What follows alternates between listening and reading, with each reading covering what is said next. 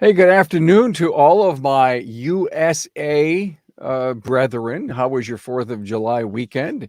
We are the day after the holiday. I don't know about you, Jim, but it was a very nice extended 3-dayer. I took Friday as well, made it a 4-day weekend, Carmen. It was a much needed break.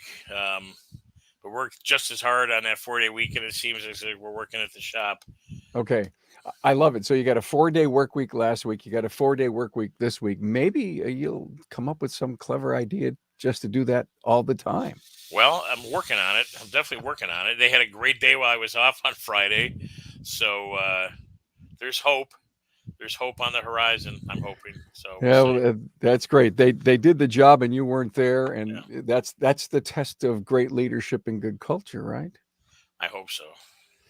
Well, hey, so good to have you all here. Aftermarket Weekly, episode 113, 113 weeks doing this with Jim Shookus from Jimmy's Automotive in Streetsboro, Ohio. You're not too far from me. No, Buffalo's not too far. No. No, you're not too far at all. Well, glad you're here. Can't wait to see the tour of your facility. And I think we have a picture of the shop we're going to see. If we could put it up. I think we do. Maybe we don't. Ah, there it is. Nice. It looks like you're kind of off the side road somewhere. No, that's on a main road, actually. All right. That picture doesn't show the construction. The road's under construction right now. Ow.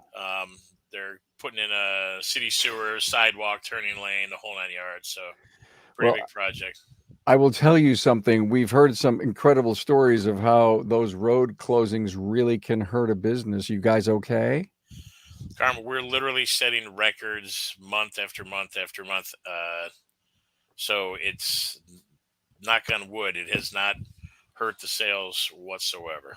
Well, glad to hear that. Good for you. That says a lot. It says an awful lot for the kind of business you run and the clientele that you have and the people that work for you. Good. Hey, if you're with us on social media, please check in, drop us your city, say hi, and we're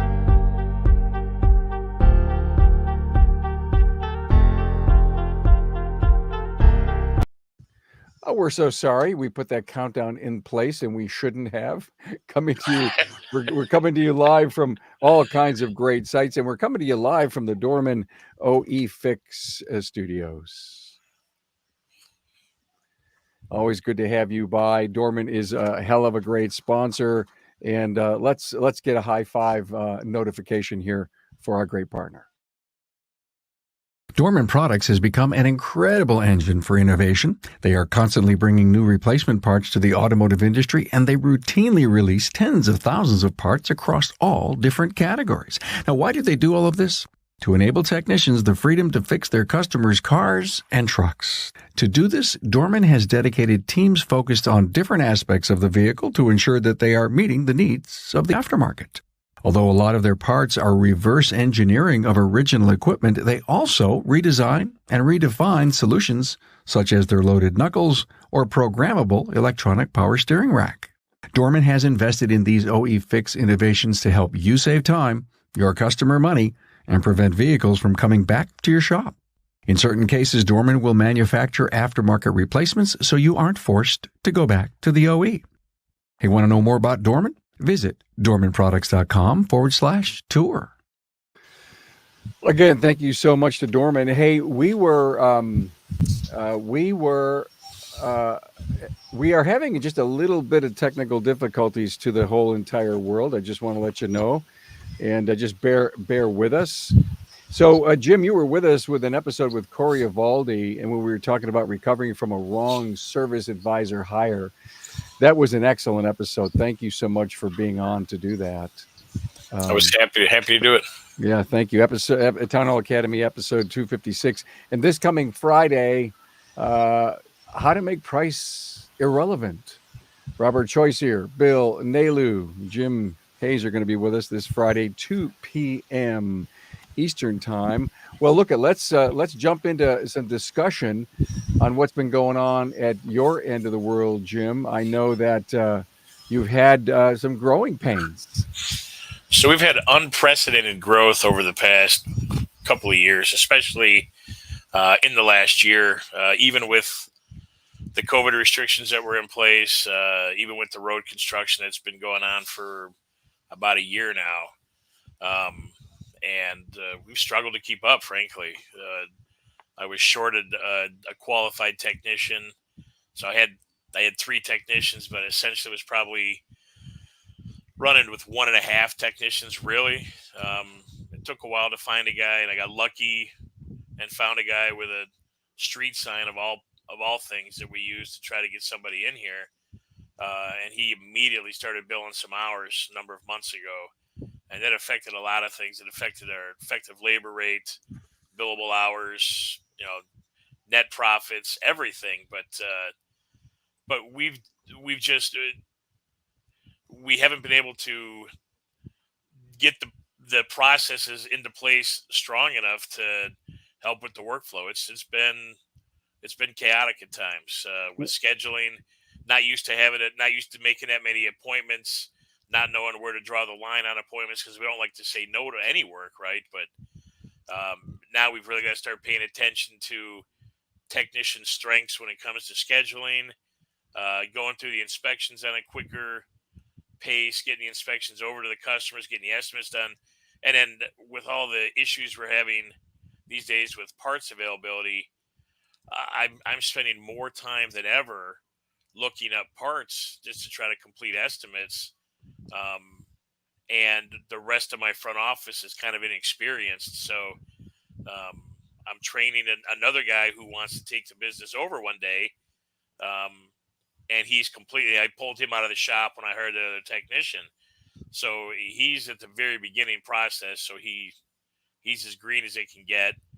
And my other service writer can't handle the load because we're so busy. So unfortunately, I've had to take a step or two back to get in more as a full-time service writer until I get these guys properly trained. So, which Jim, leaves but frankly, some of that 2 steps forward, 1 step back sometimes isn't a bad thing because you push yourself a little bit, the team pushes themselves, and then you kind of, if you will, regroup before you launch forward again. Is that kind of how it's working for you? it's working that way. But I've been in business 22 years, and I've made enough mistakes, Carm, that I've gone 1 step forward and 2 steps back a couple of times. So it's nothing new to me. I'm not. I believe that the end result is going to be worth the aggravation. Sure. And it's a good problem to have. The sales are they're crazy. So at the end of the day, when my wife's no longer mad at me because I can't call her during the day, and the dog's not mad at me because I can't spend time with the dog, at the end of the day, it's all worth it. Because now I know that at some point in time when I decide to walk away from this business, I'm not going to just sell off my depleted equipment. There's going to be value to my business, and if it's not the guy that I'm grooming right now, somebody's going to come in and buy this business. So it's all going to be worth it in the long run. It's just I've got to work a little bit harder, and I'm not. That's not something that I haven't done in the past. I'm getting to the point where I want to step away from the business, but I'm just going to have to work a little harder to get there. That's all. Jim, are you typically an optimistic person? Probably not. I'd say I'm probably.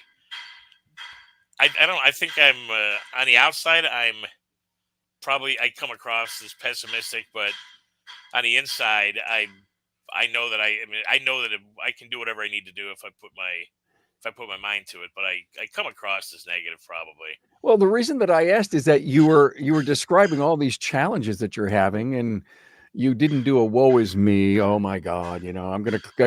You seem to be very energetic and optimistic. I do the woe is me to myself.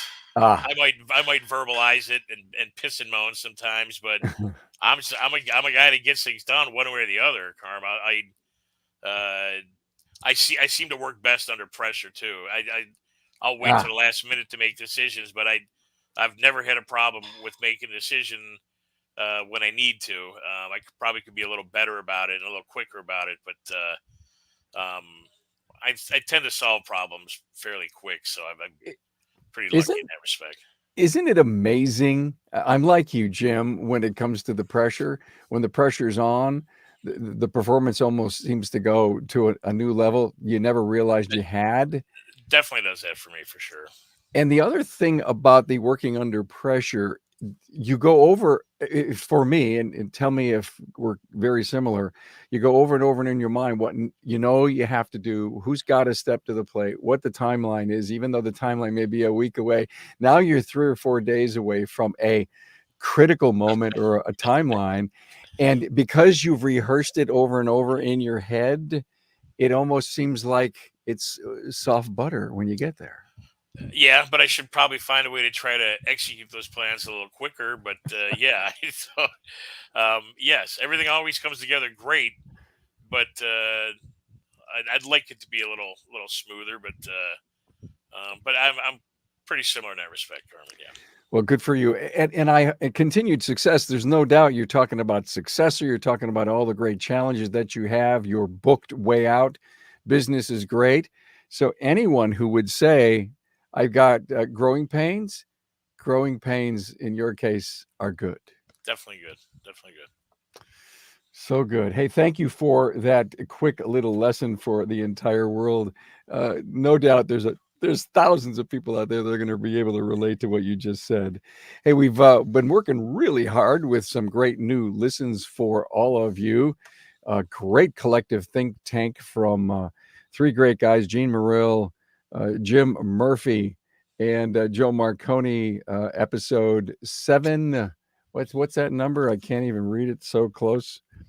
759. How great. That was a great episode. And then incentive pay ideas for technicians was from this past Thursday. We had a great Town Hall Academy. Matt Fonslow's episode was observations from a family vacation, and Hunt Demarest entity choices, taxation and legal protection.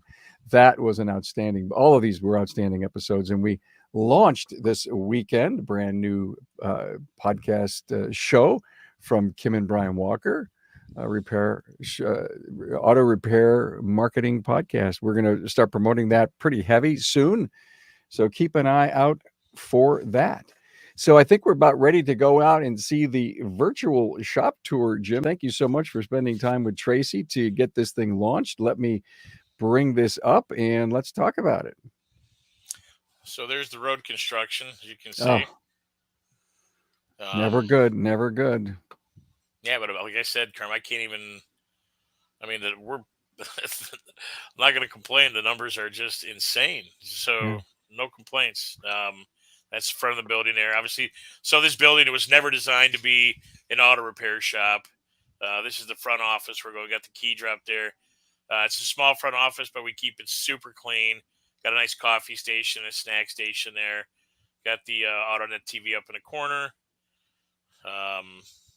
Little waiting area for the customers. See a lot more waiters than I like with the size of the space here. But Really, let's talk about that, because the trend seems to be way against waiters, not because you choose, or maybe some of the strategies of shops are as to, give a loaner car out, but why more waiters? I don't know. I guess it's just convenience. There's a lot of quick lube places out there that are doing that kind of service. So I mean, we typically limit the waiting service to in and out service like oil changes, maybe an air conditioning service or tires, but anything else we generally discourage waiting. I've got 3 loaner vehicles right now, so those Okay, are on the road quite a bit. all right, But it's just especially now as busy as we are, it's hard to accommodate the waiters because you have to leave time open on this. You can't sell the waiters any work if they need it because you don't have any time. yeah, So it's kind of counterproductive. In a perfect world, I'd have no waiters at all, but that would make our lives easier. But I don't want to say no to some good customers who've been coming here for 15, 20 years if they want to wait for an oil change. sure. So we just try to limit the number of waiters we have a day. I'll try to limit it to 2 or 3 or 4, and I'll space a couple hours in between the waiters so we're not double stacking my lube tech up Yeah, times. because you know that they're going to wait. Right. Do your people know that there's a waiter? Yeah. So the schedule will indicate we use an app in Trax Enterprise and we color coordinate everything. So they automatically know when we look at the calendar if there's a waiter or not. Plus, we announce it early in the morning. If I have 2 or 3 waiters, if they're all oil changes, I'll let my lube tech know first thing in the morning. You've got a waiter at 9, you've got a waiter at 12, and you've got a waiter at 3, and I make sure they have the paperwork beforehand so they know Yeah. what's coming up. You know, in the shop, it looks like you can actually bring in another vehicle behind where the lift is. Can you do that? Yeah, so on this side of the shop you can, so that the bays are deep. Like I said, this if you keep panning to the right, there's a lift in the corner there. This my office here, the front office. None of that stuff was here when I got here. Um, so we squeezed the lift in around a corner there, and there's enough room to pull a car in behind her, which we'll do for AC services, fluid exchanges, and on the other side of the shop we've got the drive-on lift, and there's room over there too. I'm trying to find a way to squeeze another lift in over there, but it's proven to be difficult. So, So you but have an additional fourth bay on the other side. correct. Yeah. But the way the building was designed, there's a firewall between the two units, and it's just I'd have to put another door on the front of the building, and it would cut into parking space. It's just it was not so. This is my little office back here. It's kind of in disarray right now because I used to have one desk back here, and I got rid of the desk and put another workstation in there for the guy I just pulled out of the shop. So a lot of chaos. So all this is going on Wow. while I'm trying to run the shop at the same time. So it's been a chaotic couple of months. Wow. Yeah, I see. I see call it stress or pressure that you are under. That's our truck lift right here. So we try to stay away from anything over 1 ton. But we're getting more fleet business all of a sudden. So getting a lot of fleet service. We got to use that bay. So that bay stays pretty busy. This is kind of my inventory area. It's kind of chaotic as well. We got a restroom. The restroom we're coming up on is the restroom that customers use, and it gets a lot of use. Keep it as clean as possible, but I don't like having the restroom detached from the front office. But again, the bones of this building. That's Ron sitting on his chair over in the corner there. Um, the bones of this building were here long before I got here, and if I would have been doing 20 years ago what I'm doing today, I probably would have torn the building down and started from scratch by now, Carm. But we're not gonna tackle that at this point in time.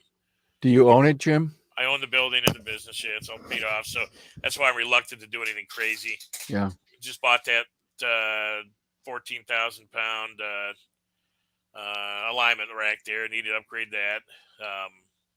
It's a nice lift. Mm-hmm. And various equipment over there. That's the dumpster, obviously, from the building. Well, I know how busy you are and how chaotic it is, and so I so thank you for coming and giving us this tour and just having a nice chat with me. Is that a loaner truck? So that's a little Scion XB. We've got 3 of those. Getting ready to starting to upgrade those, I think, because they're getting kind of worn out. But they're on the road nonstop. Can't keep them. Off the road. So is Streetsboro a really big town or more no, country? it's close to the turnpike. Turnpike runs right through Streetsboro. Another major freeway runs pretty close to Streetsboro. There's a 35,000 population, but there's a number of suburbs directly around it. So there's plenty of traffic in the area, and the road we're on is one of the busiest 2-lane highways in the state, if I'm not mistaken. Not a great location as far as where it physically is. There's a big hill right up the street, but they put the high school in a couple years ago across the street, and I think that's added some value to the property as well. And we got a little more exposure as a result of the high school as well. Would you ever just do you have enough property to build a brand new unit? No, I've got probably an acre and a half. I have a rental house on the property that's rented out. There was a lot next door to me that I should have bought years ago, but I didn't. And if I had, at some point in time, I probably would have rebuilt. But and years ago, I thought that I needed to, Carm. But now that we're doing the kind of numbers that I never thought we would do, and we're still not at 100% capacity, I mean, productivity wise, we still have enough room for improvement. I think once we get everything dialed in, there's still a lot of room for improvement there. So, I mean, we're getting by with what we have. So, Yeah. and if I were 10 or 15 years younger, there might be a different conversation. But 56 now, and I want to start getting prepped for stepping away from the business. So, All right. So you got a 5 to 8 year plan? a 5 year plan to take a paycheck and not be here. Maybe 10 years to sell it off to the guy that I'm training right now, and he's got a lot of work to do, but he's all in 100%. And I'm not a good teacher. I'm a hard guy to deal with because I don't like training people. So I told him up front I'm gonna be hard, and I'm not gonna pull any punches, and he's taking every bit of it. So Hey, Jim, get him a coach so that you don't have to do all that fluid transfer, if you will.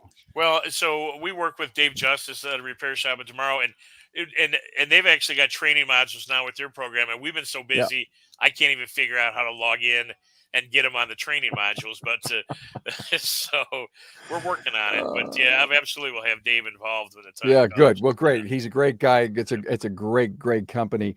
So you've got a high school across from you. Have you ever gone over there and said, "Hey, I'm looking for an intern"? No, we actually have a vocational school the next town over, and they had a couple interns come by, or a couple of kids coming by looking for internships, but they want 15-20 bucks an hour now for internships, and I'm not ready to. I'm just not ready to pay that for an intern at this point in time. Sure.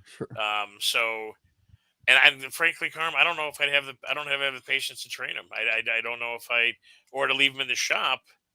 Um, I don't know if I don't think my techs would have the time at this Yeah. point in time. Well, We're not running smooth enough to take that step right now. yeah. I mean, we're Yeah. running on a scale of 1 to 10. We're running about a 6.5 or 7 as far as smoothness. So that needs to get cleaned up before I'd even consider that. It's time to educate, delegate, and measure. It's a hard transition from Bill Connor out at Auto Vitals. Thank you, Bill, for that. And he's so right. And your 5 year plan, in my mind, accelerated to 2.5, so that Well, so it could your be, stress Carm. level needs to come down, baby. It could be. I mean, that's the idea I have in my head. 5 years, but we had some issues with my current service writer as well. She felt that I was trying to replace her by bringing this guy in and training him. So we had to deal with all this drama. And that created some issues, all while we were just completely swamped. So I had to take some responsibility away from her for a while, which put more responsibility on my shoulders. I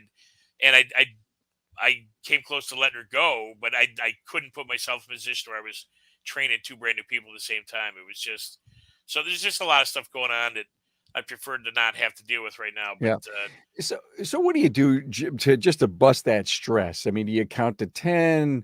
Do you just go out of the building, walk around it? What do you do? At the end of the day, my stress level disappears. I go home.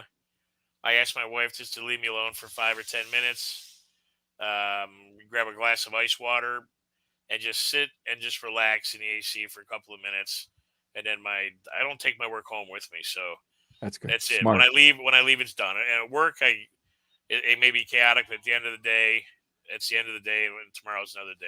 I don't let it brew after work. Well, thank you so much for sharing. There's as I said earlier, thousands of people out there that can totally relate to what's going on in your world. And who knows, you've probably got a ton of friends who'd be saying, Jim, here's how I deal with it. But I love, how far is work from home? 10-minute ride? 20-25 minutes. That's a good calm down moment, isn't it? Yeah, it's a nice peaceful ride.